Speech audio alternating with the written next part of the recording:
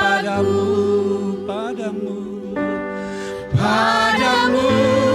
Yesusku, ku sujud dan berseru, mengangkat tangan berserah padamu, nyatakan kehendakmu, bukanlah kehendakku. Ku tahu kau selalu sertaku, tak pernah tinggalkanku.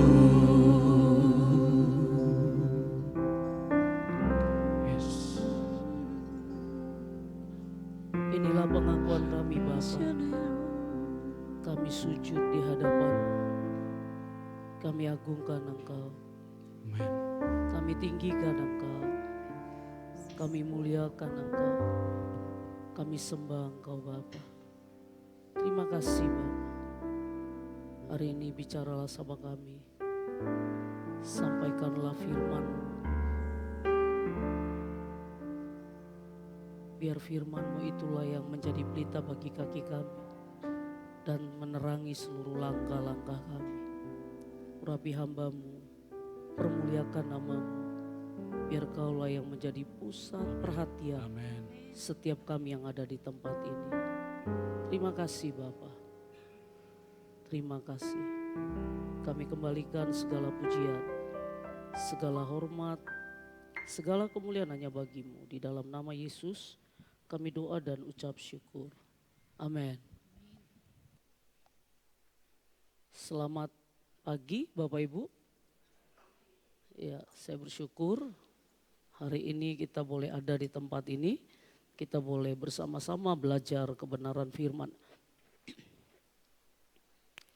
Baik Bapak Ibu, hari ini kita akan belajar, tema kita hari ini adalah The Lord, He is God. Tuhan, Dialah Allah. Sekali lagi tema kita adalah Tuhan, Dialah Allah. Hari ini kita akan belajar dari satu tokoh Alkitab. Kita mungkin sering mendengar ini. Kita akan belajar dari satu Raja-Raja pasal yang ke-18 ayat yang pertama sampai ayat yang ke-46. Tapi karena ayat ini cukup panjang, kita akan coba, saya akan coba mengangkat ayat-ayat yang menjadi esensi pesan yang Tuhan sedang sampaikan pada saat itu kepada umat, pada saat itu umat Israel. Sebelum nanti kita lebih belajar lebih dalam bahwa pada saat perikop ini Israel pada saat itu terbelah menjadi dua, betul ya? Kepemimpinannya pecah menjadi dua. Kalau kita lihat pemimpin yang pertama itu di Yehuda, kemudian itu di kepada orang-orang Israel. Jadi Yehuda dan Israel. Kalau Bapak Ibu baca, pada waktu kepemimpinan untuk orang Israel, tidak satu orang pun yang mengasihi Tuhan di kepemimpinan Israel. Tapi di Yehuda masih ada dua yang masih takut akan Tuhan dan menghormati Tuhan. Nah, kita akan belajar pada waktu kepemimpinan orang Israel dipimpin oleh seorang yang tidak takut akan Tuhan, yaitu Ahab. Tentu kita semuanya sudah mengerti perikop ini. Kita akan belajar, kita angkat ayat ini supaya kita ngerti bahwa tema ini saya ambil dari ayat ini. Kita baca bersama-sama satu Raja-Raja pasal 18 ayat 38 sampai 39. Dua iya. Lalu turunlah api Tuhan menyambar habis korban bakaran, kayu api, batu dan tanah itu. Bahkan air yang dalam parit itu habis dijilatnya. Ketika seluruh rakyat melihat kejadian itu, sujudlah mereka serta berkata, Tuhan Dialah Allah, Tuhan Dialah Allah. Jadi tema yang saya ambil dari perikop ini berkata, The Lord, He is God. Tuhan, Dialah Allah. Tidak ada yang lain. Kenapa pada saat itu Elia harus berbicara kepada orang Israel, Tuhan, Dialah Allah. Kita akan lihat satu situasi yang terjadi kepada orang Israel. Di dalam satu Raja-Raja pasal 18 ayat 21. Lalu Elia mendekati seluruh rakyat itu dan berkata, berapa lama lagi kamu berlaku timpang dan bercabang hati. Jadi muncul ayat yang tadi, waktu Tuhan katakan kepada Elia, berkata kepada umat, Tuhan dialah Allah, karena ada problem. Problemnya apa? Umat pada saat itu sedang berlaku timpang. Timpang itu tidak seimbang. Timpang itu ada sesuatu masalah yang tidak seharusnya mereka lakukan. Timpang itu ke sana iya, ke sini iya. Kemudian makanya dikatakan bercabang hati. Kalau Tuhan itu Allah, ikutilah dia. Dan kalau Baal, ikutilah dia. Tetapi rakyat itu tidak menjawabnya sepatah kata. Jadi kenapa pada waktu itu Elia berkata, Tuhan dia itulah Allah. Karena orang Israel berlaku timpang. Kalau kita nanti lihat peristiwanya di Karmel, mereka itu menyembah Allah, tapi mereka juga menyembah Baal dan Syera. Nanti kita akan belajar. Jadi sebabnya Elia berkata kepada orang Israel, engkau jemaat seluruh rakyat itu berkata, berapa lama lagi kamu berlaku timpang dan bercabang hati. Bapak Ibu, pada waktu itu orang Israel menyembah Baal. Tanpa disadar kita berpikir mungkin aku nggak nyembah patung. Aku nggak nyembah berhala, di rumahku nggak ada ilmu-ilmu nenek moyang, nggak ada pura-pura, apa sih pura-pura entah apalah. Alat mungkin kita punya kekebalan tubuh, mungkin kita nggak punya itu. Tapi saya mau bilang kesuksesan, pengakuan, kemudian sulit mengampuni, hati yang seringkali dengki, benci kepada orang, itu seringkali menjadi Baal buat kita. Kita nggak mau melepaskan. Di satu sisi kita mau hidup dengan berkat Tuhan, tapi di sisi lain kita masih mempertahankan sisi-sisi di mana itu yang membuat kita menjadi Kristen yang timpang. Nggak jelas. Kadang Kristen abu-abu, kadang kita bisa putih, kadang kita bisa hitam. Makanya dikatakan kepada umat pada saat itu, berapa lama lagi, hari ini Tuhan yang sama bertanya kepada kita, berapa lama lagi kita jadi orang Kristen timpang? Berapa lama lagi kita menjadi orang Kristen yang bercabang? Hari Minggu kita menyembah Allah, Senin sampai Sabtu, siapa yang kita sembah? Adakah kita menyembah kesuksesan kita? Adakah kita menyembah mungkin Baal kita, mungkin semua prestasi-prestasi kita? Yang namanya berhala adalah gampang. Segala sesuatu yang melampaui posisi Allah, itulah berhala. Semua yang melampaui posisi Allah. Keluargakah itu? Termasuk pelayanan. Kalau saudara berpikir pelayananlah segala-galanya, saya mau kalah. Katakan itu pun bisa jadi berhala. Jadi hari ini, hal yang sama kalau Tuhan berkata kepada Elia, melalui umat Israel pada waktu itu. Mari kita cek masing-masing. Kalau tahun 2023 dikatakan Tuhan akan lakukan sesuatu yang baru, sesuatu yang akan dikerjakan oleh Allah. Mari hari ini masing-masing kita cek. Adakah hati kita menyimpang, kita timpang. Kalau timpang itu ibarat kalau saya misalnya naik perahu. Satu kaki saya di air, satu kaki saya di kapal, di perahu. Oke, 1 tahun mungkin satu perjalanan kemana, sehari, 2 hari, 3 hari masih bisa balance. Tapi percaya atau tidak, cepat atau lambat, saya pasti akan tenggelam. Karena saya timpang, saya tinggal pilih, saya mau berenang atau saya ada di perahu. Hari ini kita tinggal pilih, kita mau hidup timpang atau kita mau hidup di dalam kasih karunia anugerah Allah. Sehingga kita boleh bergerak di dalam kegerakan apa yang sedang Tuhan kerjakan. Kita belajar selanjutnya. 1 Raja-Raja pasal 18 ayat 25 dikatakan, kemudian Elia berkata kepada nabi-nabi Baal itu, pilihlah seekor lembu dan olahlah itu dahulu. Karena kamu ini banyak, sesudah itu panggillah nama Allahmu, tetapi kamu tidak boleh menaruh api. Jadi Bapak Ibu, pada waktu orang Israel hidupnya timpang, pada waktu orang Israel menyimpang, mereka mendua hati, pada waktu itu Elia membuat sebuah pertarungan. Saya percaya sebagai seorang nabi, Elia pasti melakukan itu karena firman Allah. Nanti kita akan baca. Semua yang dilakukan Elia itu karena Allah yang berfirman kepada Elia. Elia bilang sama umat, ayo sekarang kita akan bikin pertarungan. Mana yang nanti dikatakan di sini, pilihlah seekor lembu dan olahlah itu karena kamu itu banyak, sesudah itu panggillah nama Allahmu.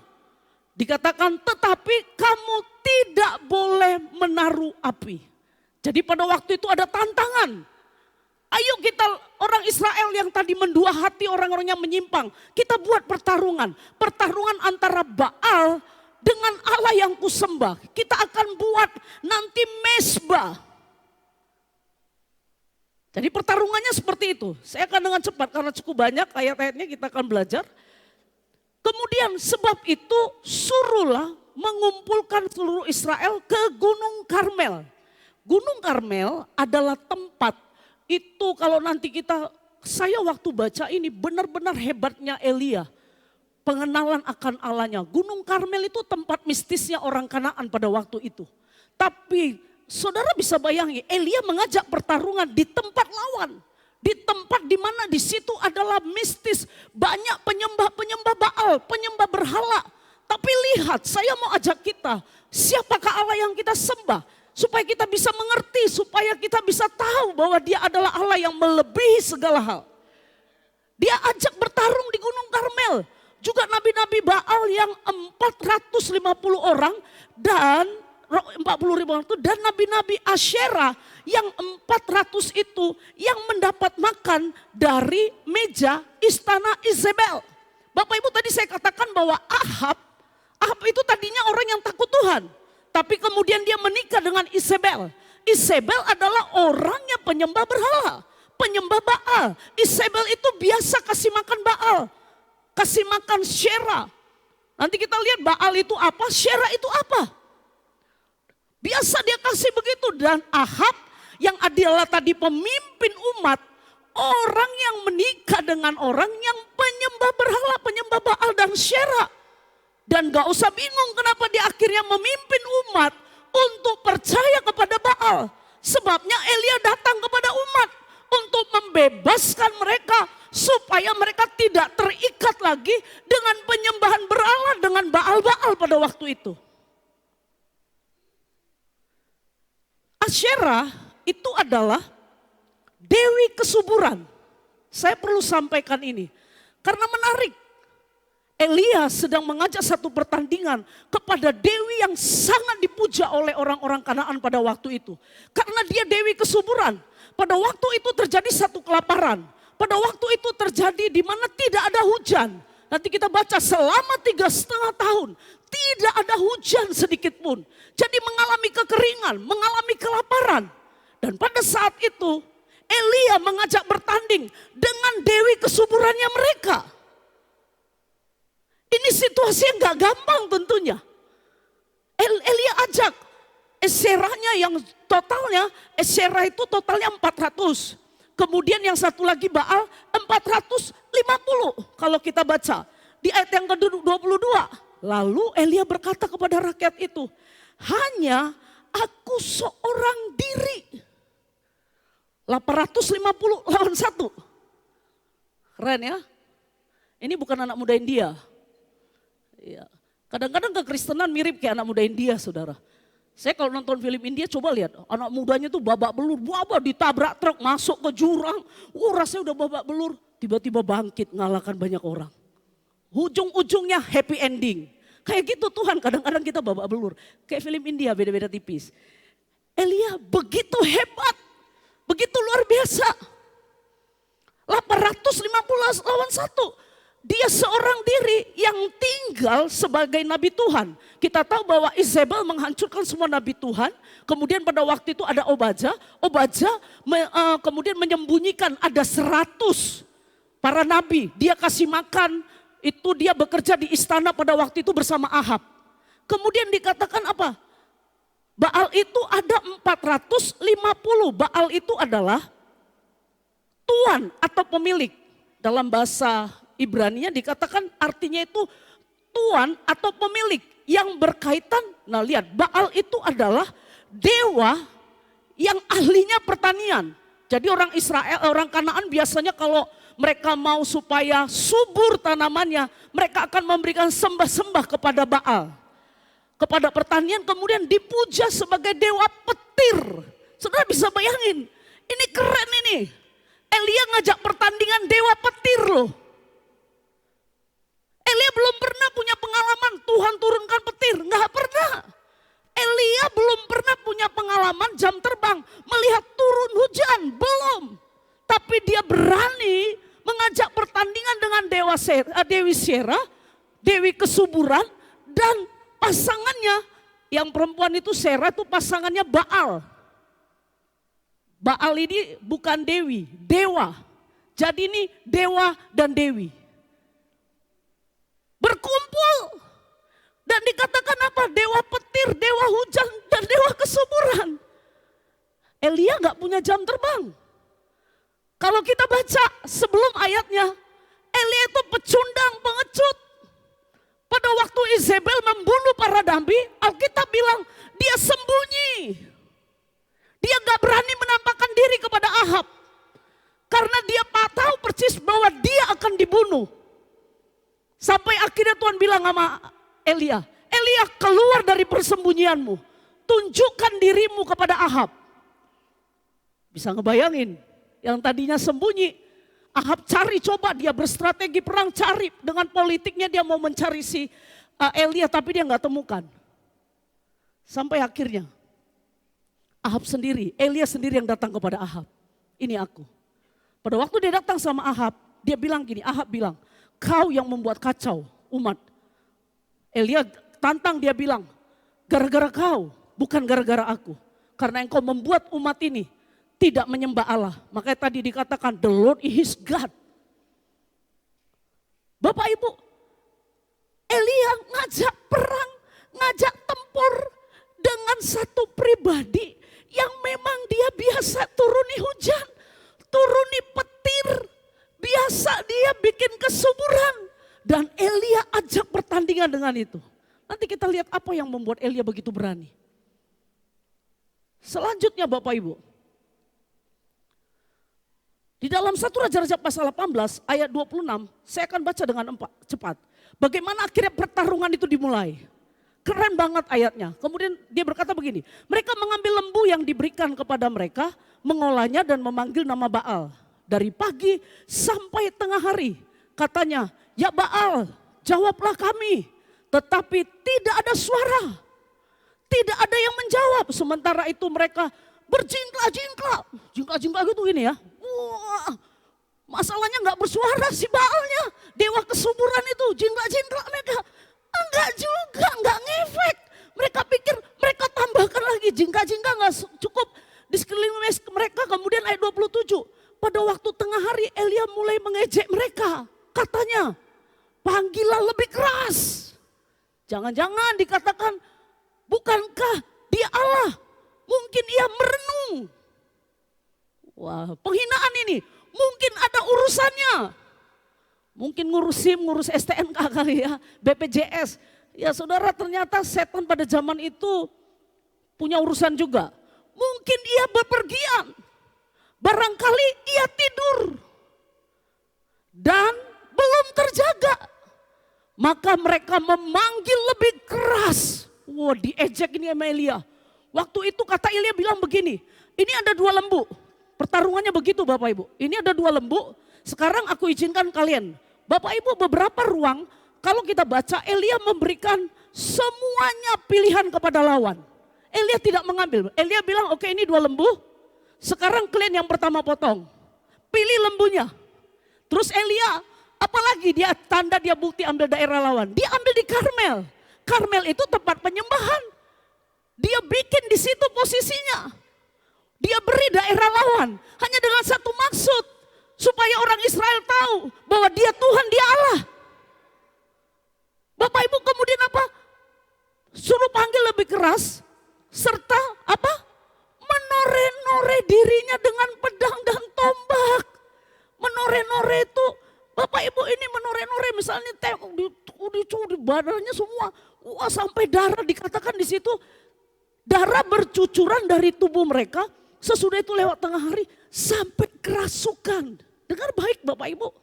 Semua yang datang dari Allah itu tidak pernah buat orang kerasukan. Kita sepakat dulu dengan itu. Ketika saudara Bapak Ibu menyampaikan sesuatu, saya mau bilang selalu kita ada dalam kesadaran. Bapak Ibu gak kerasukan. Setan yang buat kerasukan karena di dalam kita sudah ada Allah. Pada waktu pertama kita terima Yesus, Roh Allah ada pada kita. Karena bicara tentang Roh Allah bukan berbicara tentang bahasa roh. Waktu kita pertama terima Yesus, Roh Kudus sudah tinggal di dalam kita. Dia ada di dalam kita. Coba lihat Allahnya orang Israel, Baalnya mereka. Mereka harus korbankan darah mereka. Mereka nore-nore, mereka jingkla-jingkla.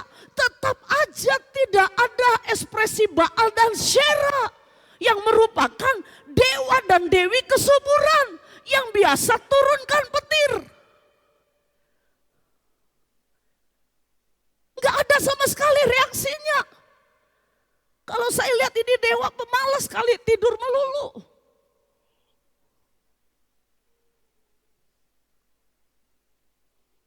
Bapak Ibu coba lihat, pada waktu dikatakan seperti itu mereka udah jingkla-jingkla. Mereka sampai kerasukan, tetap aja tidak apa-apa pun yang dilakukan. Sekarang kita lihat, apa yang dilakukan oleh Elia.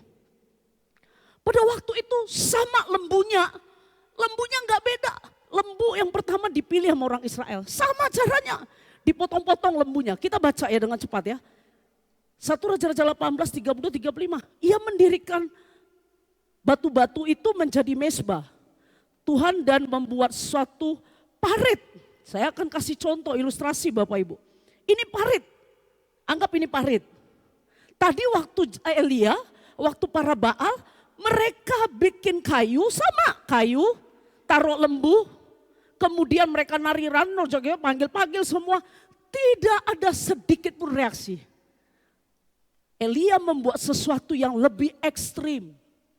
Bisa ngebayangin, dia taruh parit, kemudian apa? Dikatakan menyusun kayu api. Ini saya susun nih kayu api sebagai mezbah ini. Disusun kayu api, kemudian apa? Sesudah itu ya berkata, penuhilah 4 buyung itu dengan air. Bapak Ibu, disuruh sampai 3 kali. Kata Alkitab begitu kalau kita baca seterusnya. Buang air, taruh air, oke sekali. Kemudian katanya buatlah begitu untuk kedua kalinya, bikin air lagi. 3 kalinya, kemudian dan mereka berbuat begitu untuk kedua kalinya, kemudian katanya buatlah begitu untuk ketiga kalinya. Bapak Ibu, sampai kata Alkitab, parit itu penuh. Parit itu penuh. Di dalamnya ada kayu tadi, kemudian ada lembu yang dipotong-potong sebagai mezbah. Kemudian Bapak Ibu coba selanjutnya, parit itu pun penuh dengan air ayat 35. Kemudian 36, pada waktu mempersembahkan korban petang, tampilan Nabi Elia dan berkata, ini doa yang singkat. Singkat banget, tapi doa itu justru yang bisa menyambar dan api Allah turun. Dikatakan, ya Tuhan, Allah Abraham, Ishak dan Israel. Pada hari ini biarlah diketahui orang bahwa Engkaulah Allah di tengah-tengah Israel. Dan bahwa aku ini hamba-Mu. Dan bahwa atas firman-Mu lah aku melakukan segala perkara ini. Dengar baik Bapak Ibu. Elia disuruh buat ini karena firman Allah. Apapun yang difirmankan Allah, indikasinya gampang. Itu pasti terjadi. Semua yang ditulis Allah di dalam Kejadian sampai Wahyu di dalam Alkitab, semuanya pasti jadi. Semuanya pasti tergenapi. Elia gak jago-jagoan. Elia melakukan percis apa yang diperintahkan Tuhan. Pada waktu itu, waktu Elia berdoa, Alkitab bilang, Bapak Ibu bisa bayangin, semua yang namanya air begini, tidak akan mungkin bisa akan ada api. Betul? Api itu lawannya air, jangan temukan, dia gak akan ada jadi api. Tapi Tuhan tetap Tuhan. Bapak Ibu kalau kita baca, dari perikop ini, Dikatakan, saya ambil gambar ini. 1 Raja-Raja 18 ayat 24. Kemudian biarlah kamu memanggil nama Allahmu dan aku pun akan memanggil nama Tuhan. Maka Allah yang menjawab dengan api, dialah Allah. Seluruh rakyat menyahut katanya, baiklah demikian. Bapak Ibu, pada waktu Elia memprepare semua, ini air penuh dengan air. Alkitab bilang Allah, itu tadi kita baca di ayat yang pertama itu tadi, Allah itu menyambar, dia turunkan api dan akhirnya ini semua kering. Enggak ada sisa kata Alkitab. Api, kemudian kayu, lembu, air, semuanya kering. Semua kering. Pertarungan yang begitu luar biasa. Dewi Syera dan Dewa Baal gak bisa lakukan apapun. Tapi Tuhan dalam kemustahilan, air gak bisa ketemu dengan api. Saya mau katakan, the Lord is God, dia Tuhan. Dia sanggup melakukan apa yang gak mungkin bagi kita. Dia sanggup mengerjakan apa yang gak mungkin bagi logika kita. Asal itu dari firman-Nya. Dia sanggup lakukan. Yang pertama poinnya adalah, masihkah kita percaya dan mengenal siapa Tuhan kita? Saya percaya pada waktu Elia mengajak pertarungan dengan para Baal dan Dewi Syera, Elia mengenal siapa Allah orang Israel. Dia tahu siapa Allah yang memanggil dia. Sebabnya pada waktu itu dia cuma bilang, aku ini hamba-Mu. Tuhan, nyatakan kemuliaan-Mu. Nyatakan kuasa-Mu. Pada waktu Elia berdoa begitu, api menyambar mezbah itu. Habis. Dan akhirnya semua umat berkata, Tuhan, dialah Allah. Tuhan, dialah Allah. Bapak Ibu, apa yang hari-hari ini mungkin kita menganggap mustahil. Berat kali. Musuh itu adalah ahli, dia jago dan saya selalu kalah di situ. Mungkin ada Dewi Syera, mungkin ada Baal. Kita bilang, aku sulit melepaskan semua kehidupanku sehingga aku sulit untuk melihat firman Allah seutuhnya. Tapi hari ini saya mau katakan, percaya kepada Tuhan. Kenali siapa Allah-Mu. Secara pribadi, bukan kata orang, bukan kata pembimbing rohani, bukan kata pendeta. Kenali Tuhan. Untuk mengenal Tuhan, baca Alkitab. Bapak Ibu, kalau baca Alkitab, semua itu udah genap, itu semua apa yang Tuhan bicarakan. Gak perlu ditambah lagi. Kejadian 1 ayat 1 bilang, pada mulanya Allah, segala sesuatu dimulai oleh Allah. Kalau Bapak Ibu baca di Wahyu pasal terakhir, Tuhan tutup dengan kata, amin, selesai. Gak ada yang gak Tuhan kerjakan. Gak perlu kita tambahkan. Gak perlu juga kita kurangkan. Semua kejadian sampai Wahyu itu firman Allah. Pada mulanya dimulai oleh Allah dan seluruhnya akan diakhiri oleh Allah. Hari ini masihkah kita percaya kepada Tuhan? Masihkah kita percaya kepada firman-Nya? Bahwa dia sanggup melakukan. Kalau dikatakan aku akan melakukan sesuatu yang baru. Masihkah kita percaya? Mungkin ada yang bilang, alah. Gitu-gitunya itu. Ya kalau 1 bulan, 2 bulan semangat. 3 bulan kita lihatlah nanti minggu ke-6. Bulan ke-6 kita lihatlah nanti. Kita mulai gak percaya dengan Tuhan. Padahal Tuhan adalah Tuhan yang sanggup dalam kemustahilan. Air pun dia bisa sambar. Dia bisa menghanguskan semua, membakar semua dalam kemustahilan. Hari ini apa yang kita anggap mustahil? Apa yang kita anggap mustahil? Izinkan Tuhan, apa yang membuat kita selama ini menyimpang, ragu-ragu. Akhirnya kita gak bisa melihat kebesaran. Izinkan Tuhan, apinya membersihkan tuntas itu dalam hidup kita. Adakah kita orang-orang yang butuh pengakuan? Adakah kita orang-orang yang rasanya kalau bagi kita kesuksesan itu adalah kalau dan kita terus mengejar, menghalalkan segala cara, gak peduli dengan firman Allah. Kita coba semua usaha, kita lakukan semua. Mungkin kita orang-orang yang punya Baal dengan pengetahuan kita. Kita pikir kita punya kemampuan, kita punya keahlian. Kita pikir Tuhan itu gak lebih hebat. Kalau aku yang mengerjainnya akan lebih cepat. Mungkin kita berpikir itu, tapi saya mau katakan hari ini. Izinkan api Tuhan, yaitu Roh Allah sendiri melalui firman-Nya membersihkan semua hati kita. Izinkan dia menghanguskannya. Sama seperti apa yang dilakukan Elia. Bagian kita, persembahkan hidup kita. Biarkan Tuhan yang membakar semua kelemahan-kelemahan kita. Mungkin kita berkata, Tuhan, aku punya begini, kelemahan aku begini. Saya mau katakan, datang bawa itu kepada kasih karunia-Nya. Izinkan dia membakar, membebaskan. Sehingga kita bisa mengalami sesuatu yang luar biasa. Tadi saya waktu dengar lagu, kita injak-injak. Kalau kita nggak mengenal dan nggak percaya Allah, apa pula yang mau diinjak? Mungkin injak apa yang mau diinjak? Saudara yang tahu apa yang mau diinjak? Kenali Allah, percaya dia Tuhan. Amin. Dia Tuhan. Lanjut kita baca. Yeremia 9 ayat 23. Kita baca bareng-bareng yuk. Dua iya. Beginilah firman Tuhan. Janganlah orang bijaksana bermegah karena kebijaksanaannya. Janganlah orang kuat bermegah karena kekuatannya. Janganlah orang kaya bermegah karena kekayaannya.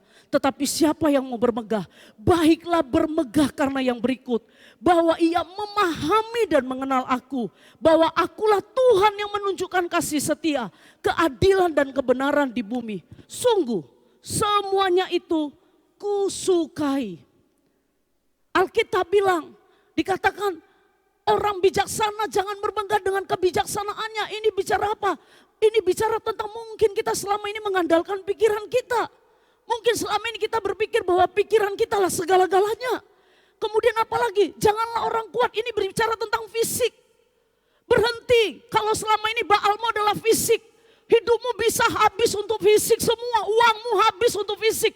Tapi begitu bicara tentang mempersembahkan yang terbaik buat Tuhan, engkau bilang aduh begini dan begini.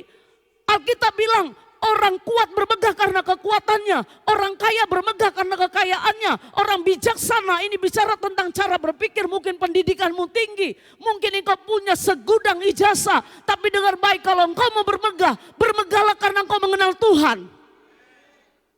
Bermegahlah karena dia Tuhan. Karena itu yang membuat kita akan kuat menghadapi segala sesuatu di dalam kehidupan ini. Kenali dia dengan percis. Bukan kata orang. Baca Alkitab.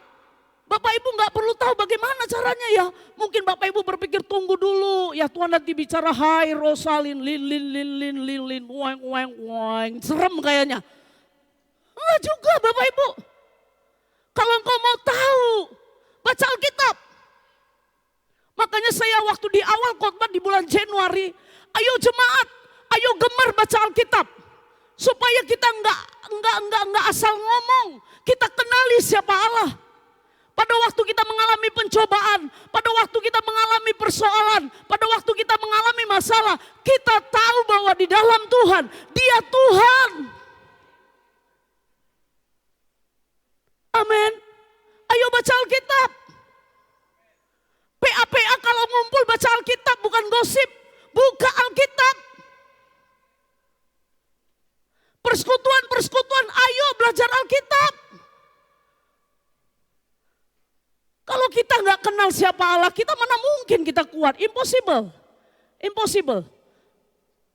Kalau saya punya jalan sama Pak Jokowi karena saya kenal, wah PD saya luar biasa. Ke kantor manapun saya kenal beliau, saya jalan bareng sama beliau.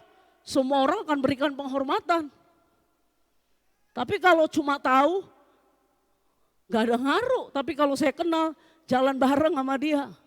Saya mau bilang sama Bapak Ibu, Alkitab bilang di dalam Daniel 11, umat yang mengenal Allah akan tetap kuat dan bertindak. Seseorang yang mengenal Allah, hidupnya gak akan pernah stagnan. Karena dia tahu siapa Allahnya. Amin. Dia tahu siapa Allahnya. Gak bisa nyangkut Bapak Ibu. Ada yang bisa bantu saya?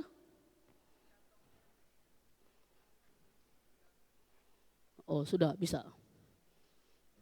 Oke, jadi kita mari mengenal Allah sama-sama. Amin. Yuk kita kenal Allah. Kalau kita kenal Allah, wah Bapak Ibu saya kenal Jokowi aja, saya pergi ke kantor keuangan. Masukkan ini Rosalin di kantor keuangan. Ngikut itu semua. Baik Pak. Lewat ada perkara ditilang. Saya bawa Pak Jokowi aku ditilang. Polisi kan, oh Pak Jokowi ya, iya lewat. Apalagi kalau kita kenal pencipta raja segala raja. Lewat semua, amin. Masalahnya kita ini Kristen lata-lataan. Tuhan Yesus baik, amin, amin. Sampai di rumah, apa yang baik? Lata-lata, haleluya, haleluya. WL bilang, berikan kemuliaan bagi Tuhan, berikan kemuliaan. Bagaimana kabar saudara? Puji Tuhan baik. Tapi dalam hati, mana ada beras kami? Baiklah kau jadi yang baik. Enggak ada pengertian kita ini orang karismatik. Kayak Kristen lata-lataan. Kalau orang kan disenggol, cepet. Cepet. Ya.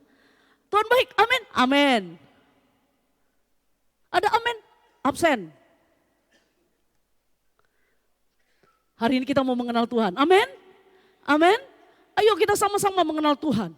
Bapak Ibu ada satu kisah. Ini kisah namanya kalau Bapak Ibu pernah dengar Charles Blondin. Charles Blondin adalah seorang akrobat yang akrobat. Oke. Akrobat yang sangat terkenal. Pada sekitar tahun 1980-an kalau nggak salah. Dia sangat terkenal. Bapak Ibu bisa bayangin berkali-kali dia bisa menyeberangi dari satu titik satu kepada titik yang lain. Itu dari sungai Niagara yang ada di Amerika Utara. Nah pada waktu itu Bapak Ibu sungai Niagara itu panjangnya dari satu titik ke titik lain itu 305 meter. Kemudian tingginya itu 48 meter. Wah satu kali Blondin menyeberang dari satu titik kemudian titik berikutnya. Wah semua orang kasih applause. Standing applause. Wih keren. Blondin keren. Kemudian dia coba lagi dengan gaya yang lain. Dia terbalik-balik. Wah terbalik-balik dengan kawat. Kawatnya itu 5 cm Bapak Ibu. Sekitar 2 inci. Hanya dengan 5 cm dia berjalan. Di atas sungai yang panjangnya 305, tingginya 48 meter. Jadi artinya begitu dia jatuh selesai hidupnya. Satu kali dia bikin aksi bahkan dia berguling-guling. Tapi dia bisa tetap sampai kepada titik berikutnya. Kemudian beberapa kali dia coba begitu, semua orang kalau dia bikin aksi, semua orang datang untuk melihat satu kecanggihan demi kecanggihan yang dilakukan Blondin. Satu kali Blondin bilang begini, siapa yang percaya bahwa saya bisa dari satu titik kepada ke titik berikutnya?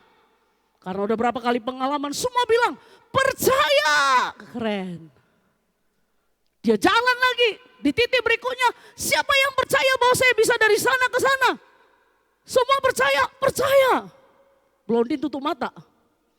Pakai aksi yang lebih ekstrim. Dia tutup mata, dia jalan sampai ke sana. Satu kali Blondin bilang begini, siapa yang percaya bahwa saya bisa ke sana? Semua percaya. Percaya teriak. Blondin bilang begini, siapa yang mau saya bawa? Dia percaya bahwa saya bisa sampai dari sana ke sana dengan saya menggendong kalian. Siapa yang percaya bahwa saya waktu gendong orang akan bisa sampai? Semua bilang percaya. Begitu Blondin bilang, siapa yang percaya? Silakan naik ke pundak saya. Mulai mikir, gila lu. Percaya mah percaya. Ntar kalau jatuh mati deh gua.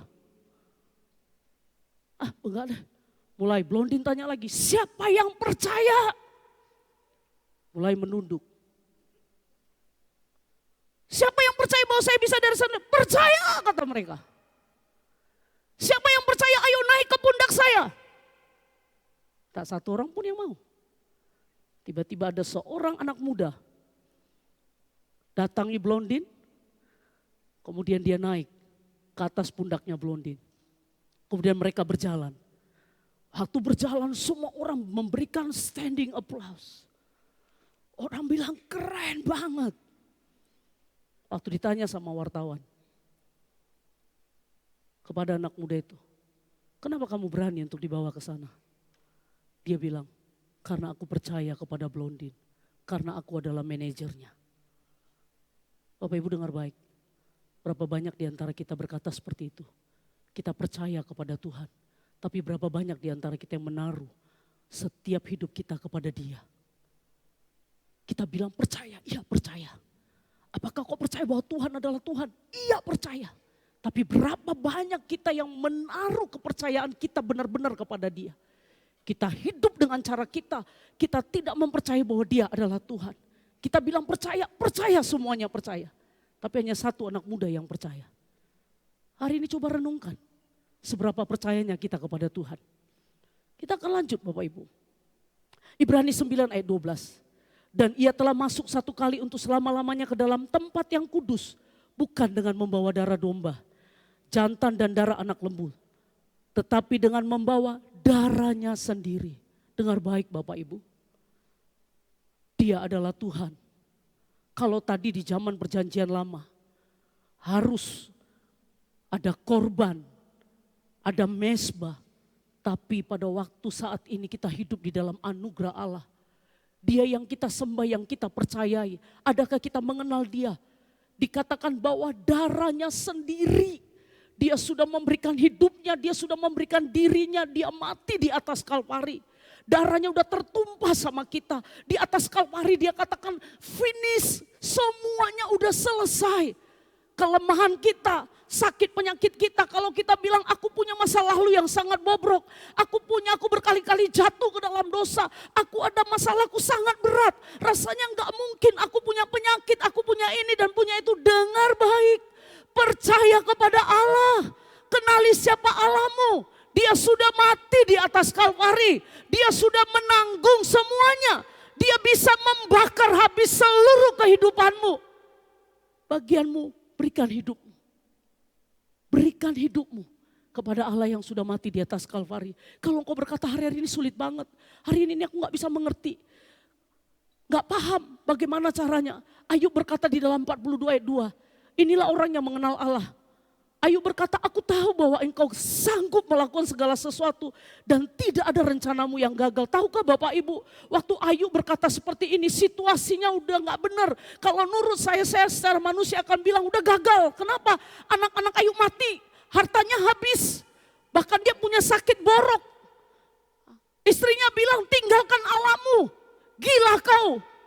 Untuk apa kau lagi percaya sama Tuhanmu? Tapi orang yang mengenal Allah, Ayub bilang, aku tahu tidak ada rencanamu yang gagal. Mungkin kita bilang terlalu dah sulit. Dengar baik, saya mau bilang, aku tahu tidak ada rencanamu yang gagal. Kalau kita ada sakit bukan berarti semua rencana Allah selesai.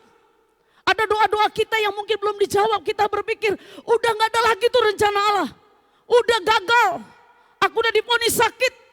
Kehidupanku udah begini, finansialku kacau semua. Udah gagal semua dan kita gak bisa lagi melihat rencana Allah. Tapi Ayub katakan dalam situasi yang sangat, kalau kita renungkan keadaan Ayub itu situasi yang sangat sulit loh. Anaknya semuanya habis kata Alkitab. Anaknya semuanya mati, hartanya habis, semuanya habis. Tapi Ayub berkata, aku tahu tidak ada rencanamu yang gagal. Bapak Ibu, kalau ada hari-hari ini pergumulan kita, bukan berarti kita berpikir, habislah sudah rencana Allah dalam hidupku, udah gak ada lagi. Selesai udah kita putus harap, kita hopeless, kita gak percaya bahwa Allah adalah Allah yang sudah mengerjakan sesuatu di atas Kalvari. Sudah ditanggungnya semua. Hari ini, mari kita percaya kepada Dia. Kenali siapa Allah kita, amin. Percaya kepada Dia, kenali siapa Allah kita. Selanjutnya 1 Raja 18:20 dikatakan Ahab mengirim orang ke tadi saya katakan seluruh Israel dan mengumpulkan nabi-nabi itu ke Gunung Karmel. Tadi saya katakan bahwa Gunung Karmel itu adalah tempat berhalanya orang-orang Kanaan pada saat. Tapi Bapak Ibu dengar baik, di tempat pun yang mistik itu Allah bisa melakukan. Saya mau katakan kita punya Allah adalah Allah yang punya langit dan bumi. Kenali Dia. Bapak Ibu gak ada tempat yang kita pikir tidak bisa dikuduskan oleh Allah. Kita berpikir, aduh tempat ini nggak cocok untuk memuji Tuhan. Aduh tempat ini najis, tempat ini. Dengar baik. Pada waktu Elia bertarung dengan orang-orang Baal Syera dan dengan Baal dan Syera pada waktu itu. Di Karmel, di tempat mistisnya mereka. Tapi dengar baik, Elia kenal persis siapa Tuhan. Justru di Gunung Karmel itu Tuhan menyatakan kemuliaannya. Kenapa Bapak Ibu? Kisah Para Rasul 17 ayat 24 sampai 25 ini kita baca bareng-bareng. Dua iya. Allah yang telah menjadikan bumi dan segala isinya. Ia yang adalah Tuhan atas langit dan bumi. Tidak diam dalam kuil-kuil buatan tangan manusia. Dan juga tidak dilayani oleh tangan manusia. Seolah-olah ia kekurangan apa-apa. Karena dialah yang memberikan hidup dan nafas. Dan segala sesuatu kepada semua orang. Dengar baik Bapak Ibu, saya kasih satu contoh ilustrasi. Saya minta Tata sebentar, Tata sebentar. Bapak Ibu, mungkin kita seringkali berpikir, Alkitab dikatakan, coba lihat ini pernyataan ini. Seolah-olah ia kekurangan apa-apa. Anggap ini Allah. Bapak Ibu anggap ini Allah. Bapak Ibu jangan pernah berpikir pada waktu Bapak Ibu sedang menyembah Tuhan, seolah-olah Bapak Ibu sedang menambahkan sesuatu kepada dia.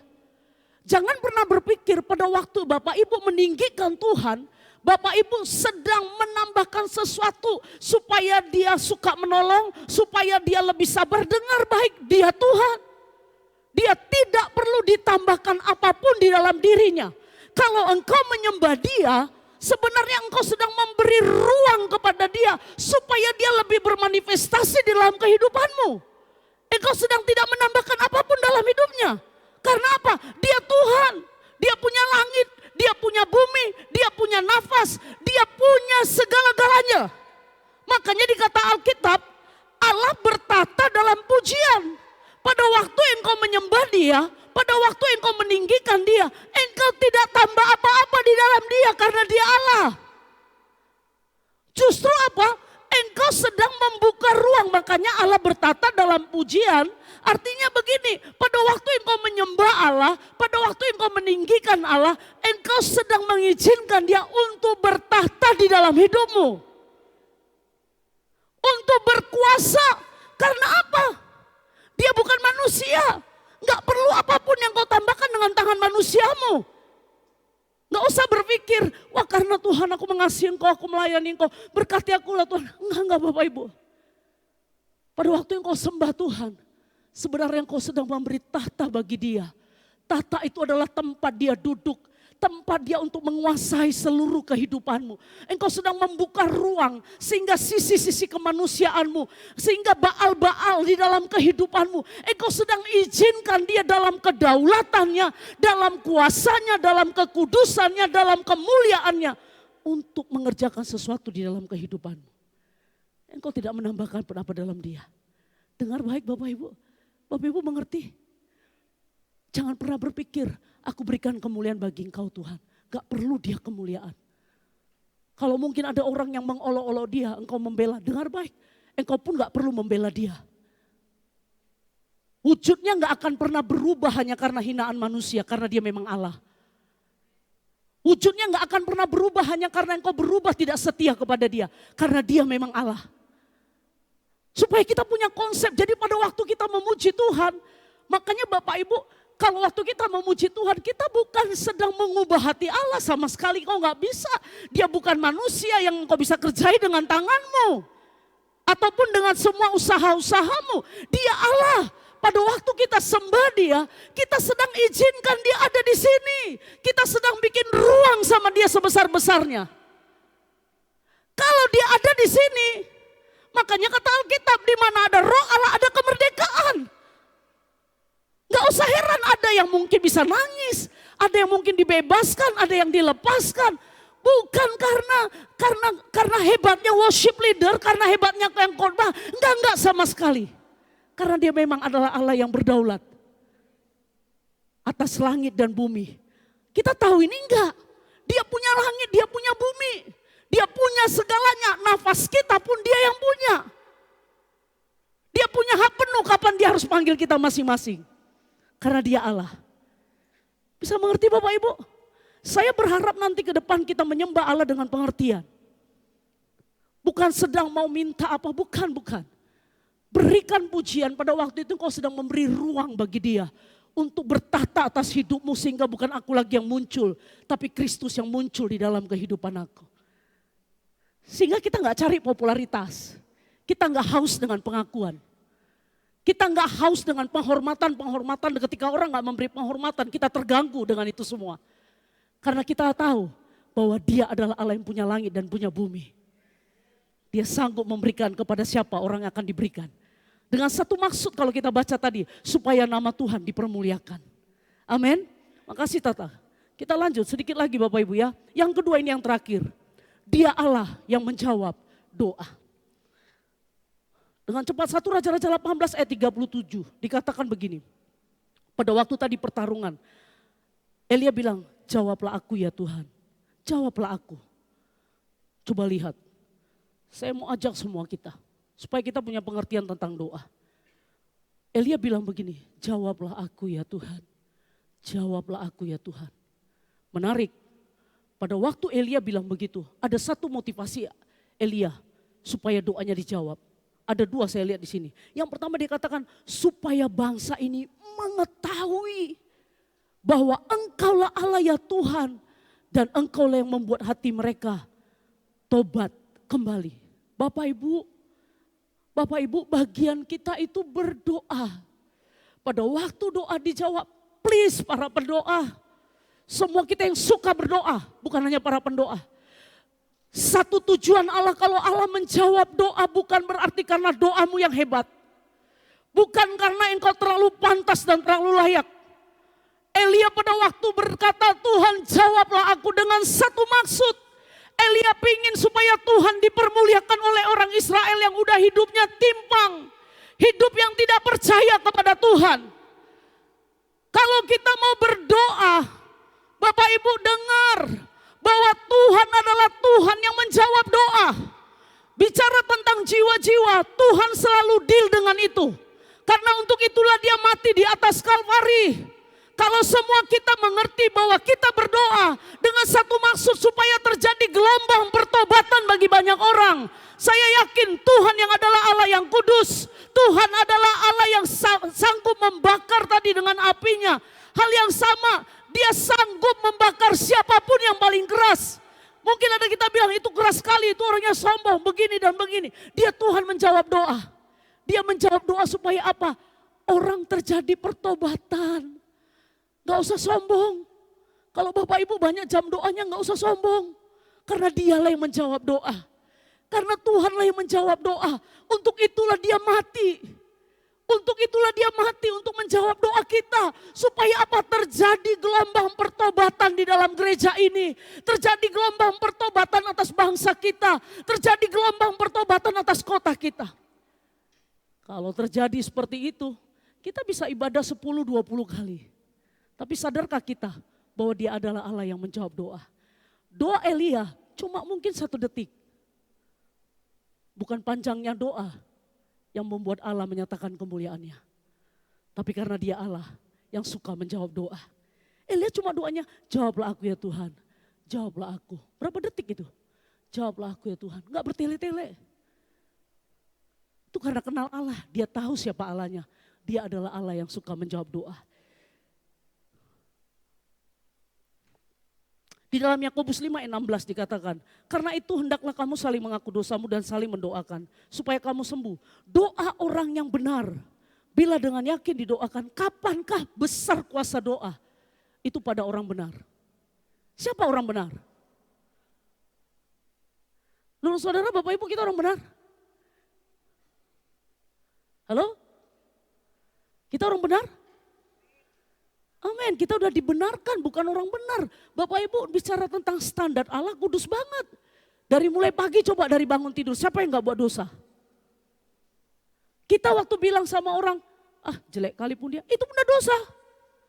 Sombong kali nih, baru gitu aja mobil baru, udah dosa. Kita bilang aja sama orang, jelek kali baju kau. Udah dosa karena nangis yang bersangkutan gara-garanya jelek bajunya. Bisa orang gak mau melayani gara-gara dibilang jelek bajunya? Bisa. Udah dosa itu Bapak Ibu. Bapak Ibu bilang, teringatnya loh, udah dosa itu, dosa. Makan di tempat Pak Bagas, nggak bayar, udah dosa itu walaupun 7.000. Jangan pikir nggak dosa, nembak pergi, dosa.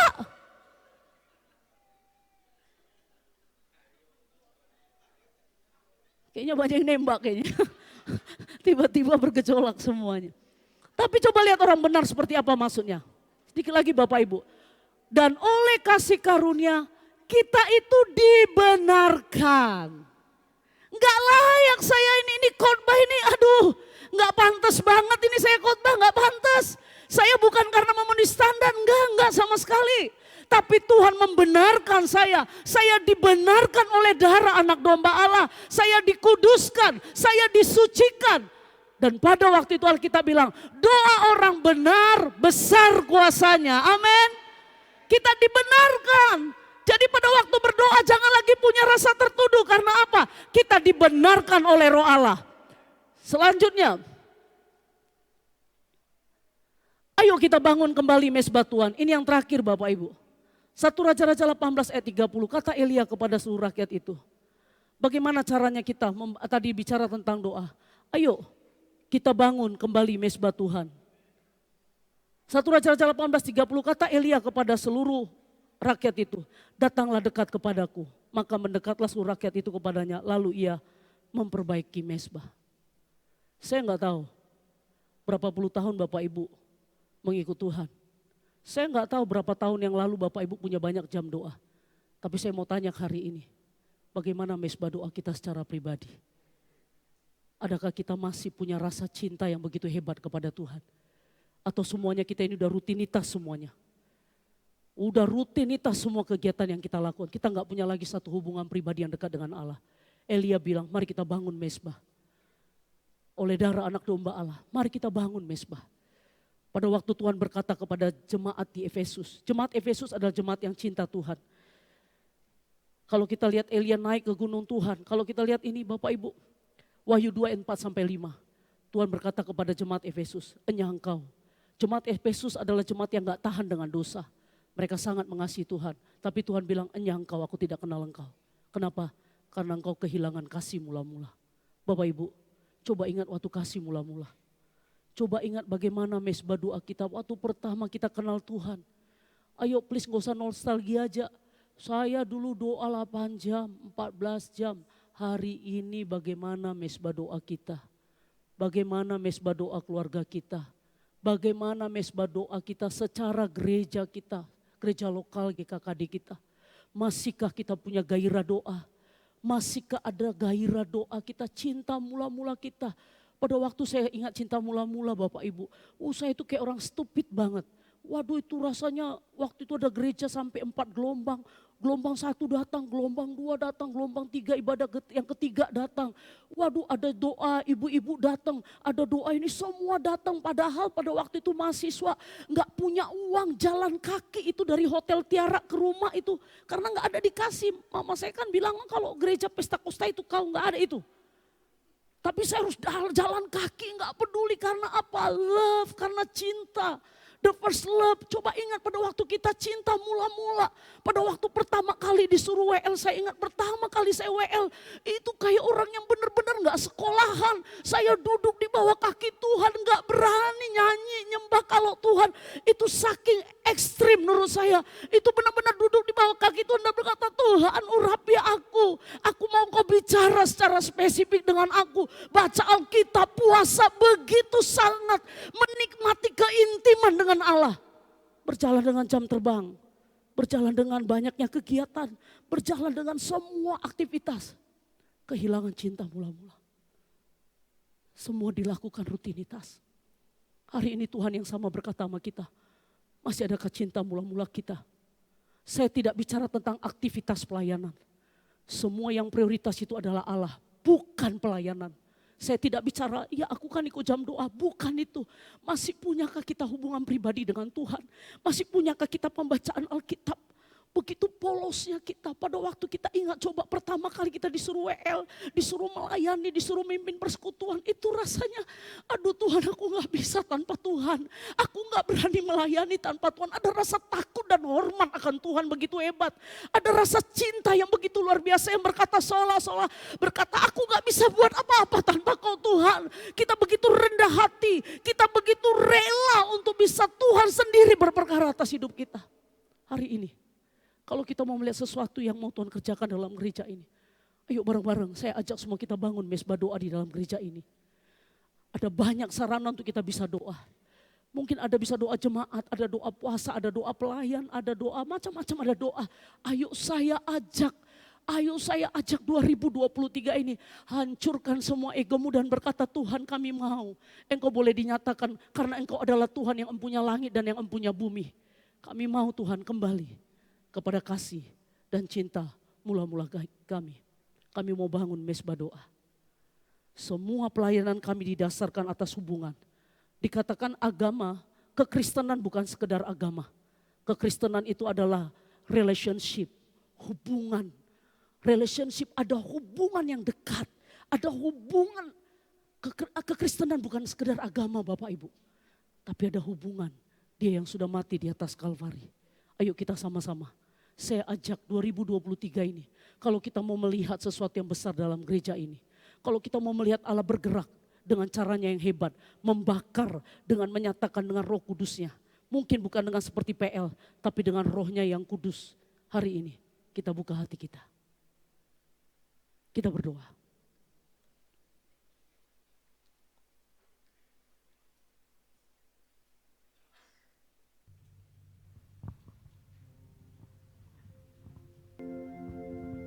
Mari masing-masing kita Bapak Ibu.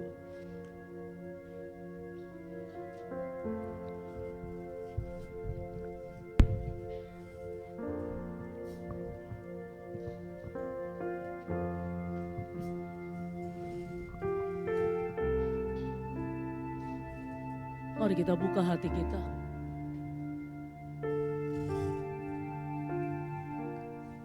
Kalau Allah pernah mengerjakan sesuatu yang hebat kepada Elia, Allah yang disembah Elia itu juga yang kita sembah Bapak Ibu.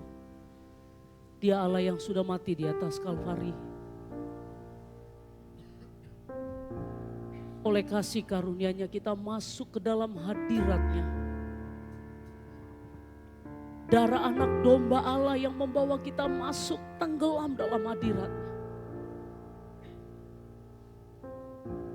Hari ini masihkah kita percaya dan mengenal siapa Allah kita? Hari ini coba tanya pribadi lepas pribadi. Apa yang menjadi Baal kita?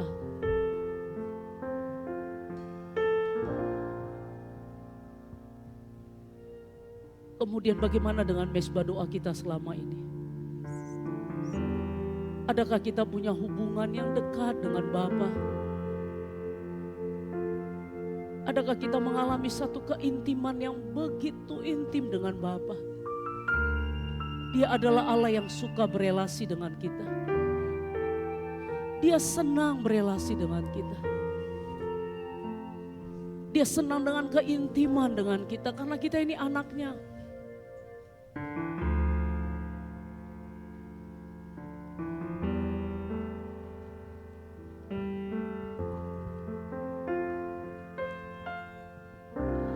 Ku sembah Kau Rajaku, sebab mulialah nama-Mu.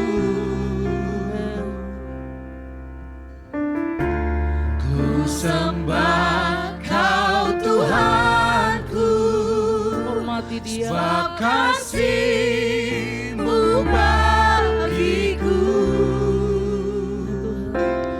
Takut dan ragu, karena Kau ada dalamku. Kan ku nyatakan kebesaran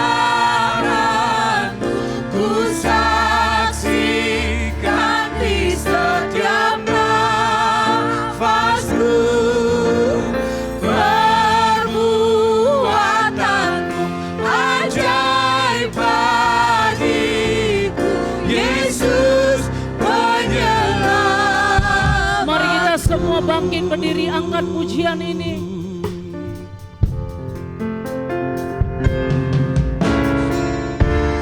Ku sembah Kau Rajaku, Sembah Dia, tinggikan Dia.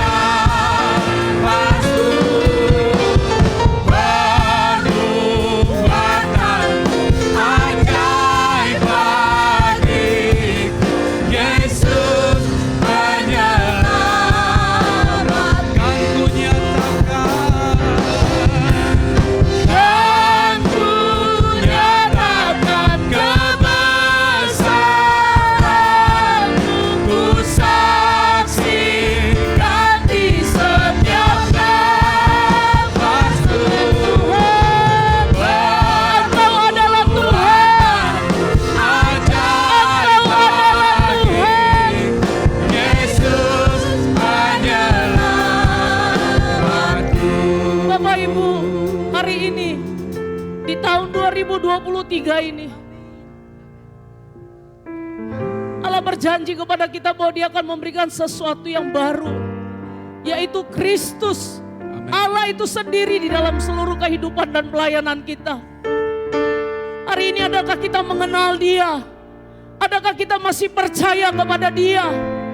Dia pribadi yang punya langit, yang empunya bumi. Dia pemilik segalanya. Yes. Dia Tuhan atas gereja ini. Amen. Dia Tuhan, Dia pemilik atas gereja ini, atas seluruh kehidupan kita. Hari ini Dia menginginkan hati kita. Izinkan Roh Allah, Roh-Nya yang kudus, membakar seluruh kehidupan kita dengan firman-Nya, dengan kuasa firman-Nya. Datang terbuka di hadapan-Nya.